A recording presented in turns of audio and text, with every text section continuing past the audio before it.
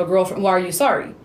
So some men, or some women too, they much rather protect the feelings of someone else that's not their partner. So if you can't, like, I don't know how to explain it. I get what you're saying, though. Yeah. Like, you have to be, like, okay with hurting people's feelings. Being like, no, I can't talk to you. Protect your partner. Yeah. And your relationship. Like, what's more important, your current partner or your ex? And if you say your ex, then you should go be with your ex and not your current partner, and let that current partner go be with somebody else that's going to value their time more. I said what I said. Someone said how to deal with a toxic mother-in-law. Ooh. I have never encountered something like that. So I have never communicate with your partner. That's like the best I got. I've never dealt with a toxic mother-in-law. Normally it's just my exes that were toxic, but their moms were always great. They were cool. I don't know. You have to, okay, here's going to be a very controversial topic. I don't care. Make sure the person you're dating is not like a mama's boy either, or like a mommy's girl.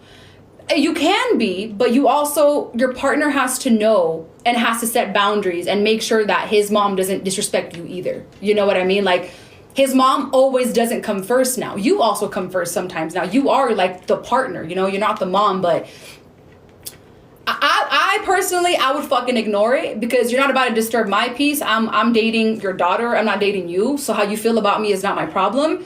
But if you're also trying to make my life a living hell and my partner is doing nothing about it, I'm going to go ahead and leave you, because you're also setting the tone for your mother. And if you're allowing your mother to disrespect me in our relationship, and I'm not about to like fight or anything, then I'm out. You know, like, I have a lot to lose. I'm not going to fucking fight. Yeah. So your partner, I feel like, also plays a big role in like setting that fucking boundary. I'm like, mom, stay in your fucking lane and let my girl like be, you know? Mm-hmm. Unless your girl is like absolutely fucking toxic, then sometimes your parents do know what's best. Because there are some crazy ass bitches out there, I will say. That's facts. You know? Yeah. What's another one? These are good questions. Oh, bitch. People said, say it louder for the people in the back. Period.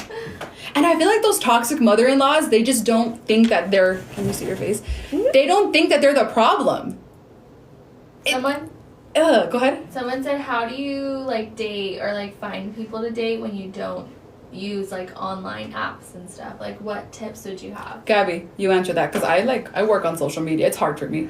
I think I talked about it before in an episode 2, where I was like, sometimes, it sounds weird, but, like, wherever you're the most social is where you can meet people. So, like, for me, it used to be, like, work. Like, I worked a very social job. Yeah. So, like, not only people, like, I'm not saying coworkers necessarily, but just, like, the people I'd come into contact... Don't fuck your boss. The people I would come into contact with, like, at my job, like, customers and stuff, like, sometimes, like, you can find good conversation and good friends there, so I don't see why that couldn't be a potential area for you to maybe find someone to pursue. Yeah. As long as it's, like, wanted on both ends, you know? Yeah, I agree with her. Like, just, what she said, somewhere where you feel comfortable. You know, it's not a bad thing to meet people on dating apps. And it's also, some people just want to meet them, like, when they're out. So I feel like if you want to meet someone to date that's not on social media, you have to just get out there. Mm-hmm. I don't care if you're shy. The grocery store. Yeah, if you have social anxiety, you have to outgrow that shit. And the only way to outgrow that shit is by getting out there and telling your mind to shut the fuck up and that you're in control. Because social media wasn't always a thing, and dating apps weren't always a thing, and people would still meet and fall in love. So exactly. Yeah, so just get out there more, be out there more, start saying yes to, like, more outings, like when your friends invite you out, or, like, more opportunities. Because if you don't meet a partner, you're probably going to meet a friend in that time. So really, it's a win-win. You know what I mean?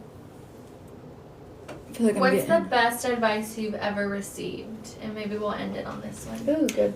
The best advice I've ever received... You know, I probably can't answer that question, because I've gotten great advice from my sister, my family, my therapist. I have a healer right now. But one piece of advice that's not the best, but something that I'm currently learning right now in my life, is as an empath, we're empaths, I need to remember that I am not responsible for everybody else's feelings.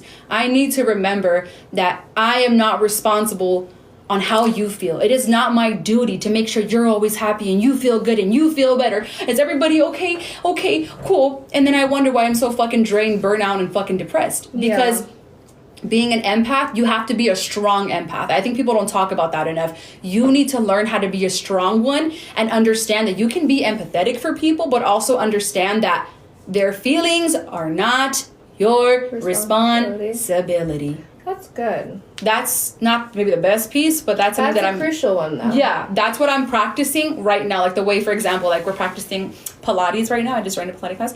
That's something I'm practicing right now. Like when I say something uncomfortable to like my partner or something that's like making her feel some kind of way, I'm like, your feelings are not my responsibility. If you're upset over a boundary I just set, that's on you, not on me. I'm gonna go ahead and walk away now, before I start feeling bad, because you're gonna, Yeah. What about you? What's maybe not the best piece of advice, but more of like, what is something that like you're practicing or that you want to be better at right now? Well, something that has always stuck with me the most, and I do think actually it is like the best advice I've ever gotten, is like every situation where you're uncomfortable is an opportunity for you to grow. Oof. Because I feel like being someone with like really high levels of anxiety, I let myself like limit myself in a lot of situations, or like I prevented myself from trying a lot of new things.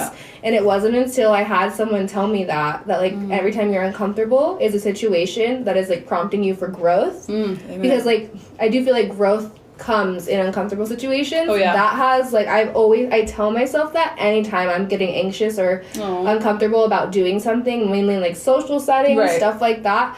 And it's always proven true. Like every time I accomplish something like that, I do feel like I've grown more from that situation. So that's so good, because you more so have to like talk to yourself like, am I anxious to go to this like event?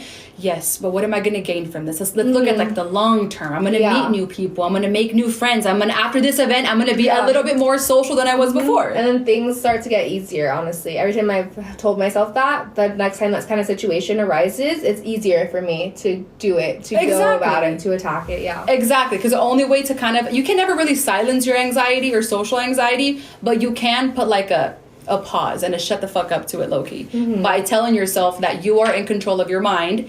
Most people think that their mind is in control of you. No. What you need to understand that whatever you feed yourself is what's going to happen, We're going to go ahead and end the live, you guys, and we're going to end the podcast after. So thank you guys for asking these questions, and we'll see you guys soon. Bye.